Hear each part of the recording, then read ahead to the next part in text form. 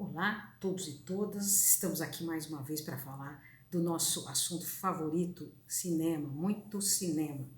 E para começar, uma boa notícia: a Cinemateca Brasileira passou à administração do SAC, Sociedade Amigos da Cinemateca, que agora vai fazer um inventário do que aconteceu lá dentro, das perdas, desses incêndios, de todos esses desmandos, e futuramente vai contratar os funcionários que saíram e vai reabrir a Cinemateca. Então, essa é uma grande notícia para a gente começar essa semana.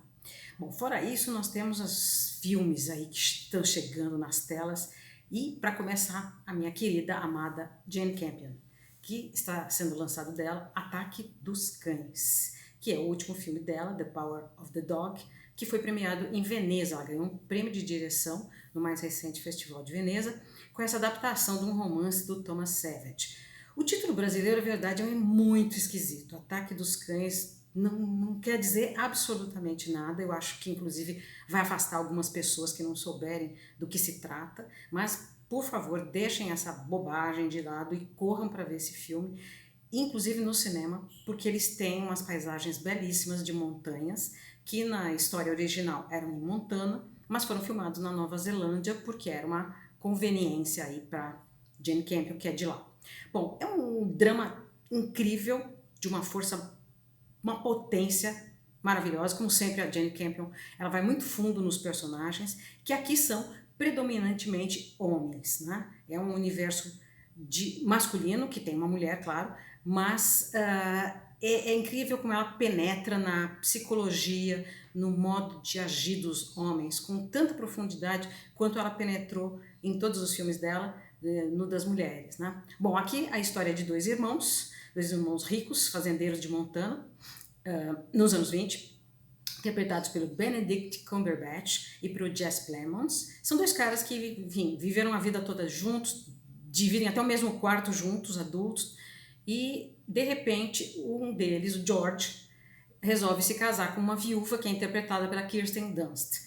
E isso desmorona toda aquela ordem que havia até ali, porque o Phil, que é o irmão interpretado pelo Benedict Cumberbatch, ele fica profundamente abalado, é como se fosse uma traição, e a partir daí se instaura um inferno na casa. A viúva vem morar ela se casa com o George, ela vem morar ali, e ali se instaura uma guerra permanente, que depois vai tomar uma outra temperatura quando o filho dela vier morar com eles. E é um filme que você não consegue desgrudar o olho da tela por causa desse envolvimento dos personagens, por causa dessas tramas, desses dramas, e que te leva a pensar numa determinada coisa. Você imagina vários finais para aquilo, mas no final, o final é bem surpreendente. E tem a ver com esse título, The Power of the Dog, que não tem Ataque dos Cães nenhum, mas, por favor, deixa isso de lado e corra no cinema para ver o novo filme da Jane Campion. Fora isso, no cinema também estreou A Crônica Francesa, do Wes Anderson, que todo mundo que conhece já o trabalho desse diretor americano sabe que ele tem um cuidado extremo na composição dos seus filmes, na direção de arte, no figurino, na montagem, e ele cria verdadeiros, assim, digamos, almanaques de época, né? E aqui ele faz isso. A Crônica Francesa, na verdade, o que ela é? É uma revista francesa que é um suplemento de um jornal americano do Kansas, e as histórias dos jornalistas é que vão ser os segmentos do filme. E tem um elenco dos sonhos, como sempre o Wes Anderson trabalha com muita gente boa, né? Tilda Swinton, Frances McDormand, Benício Del Toro, Léa Seydoux, Mathieu Amalric, Adrien Brody, Bill Murray, é aquele, enfim, é uma lista telefônica dos grandes atores. Então a história é isso, são reportagens desses jornalistas da Crônica Francesa, ela tem a redação dela na França.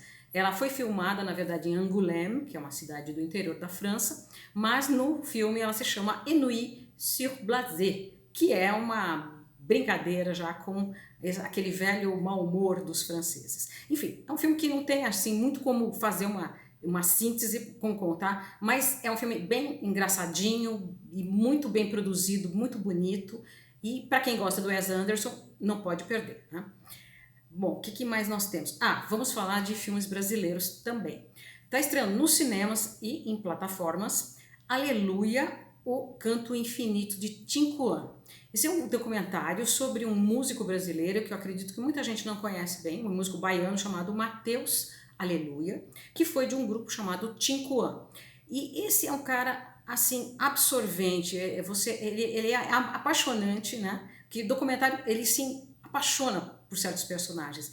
E ele é não só um grande músico, como um poeta, um pensador dessa identidade pan-africana, né? Porque ele tem uma história que o grupo foi para Luanda numa determinada época e eles fizeram essa ponte Bahia Luanda, que enfim, tem tudo a ver com a identidade brasileira e tem tudo a ver, né, com essa semana que a gente está vivendo, o Dia da Consciência Negra, agora foi dia 20, então tá na hora de a gente ver um filme agradabilíssimo, poético, lindo, né, e que tá em cinemas e plataformas.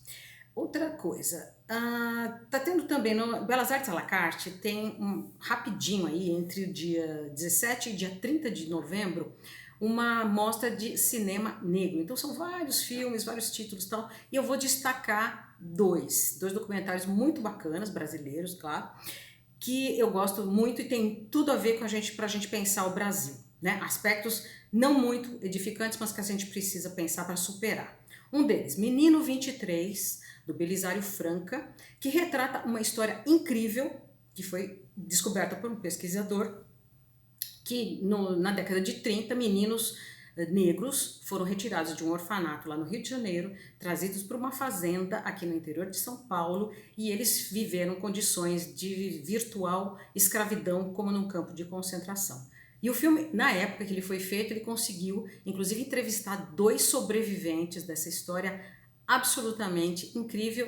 O filme é muito bem feito, muito bem documentado, eu recomendo demais. Menino 23, porque eles eram, inclusive, identificados por seus números, não pelos nomes, né? A desumanização total, né?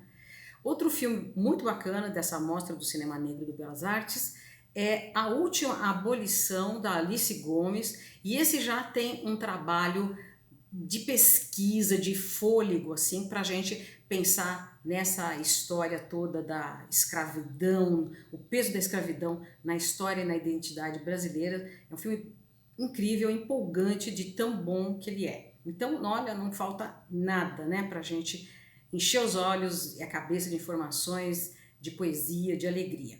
E a semana que vem eu vou estar mudando aqui o figurino sair desse friozinho do fim de primavera de São Paulo. Eu vou para o Cine PE, em Recife, e depois eu vou para o Cine Ceará, em Fortaleza. Vou pegar um pouco de calor e vamos falar dos novos filmes brasileiros que estão chegando por aí logo mais. E lembro vocês que nós continuamos com a nossa campanha no Catarse para financiamento do CineWeb. Não esqueçam que a gente é um órgão independente, precisa muito da ajuda de vocês.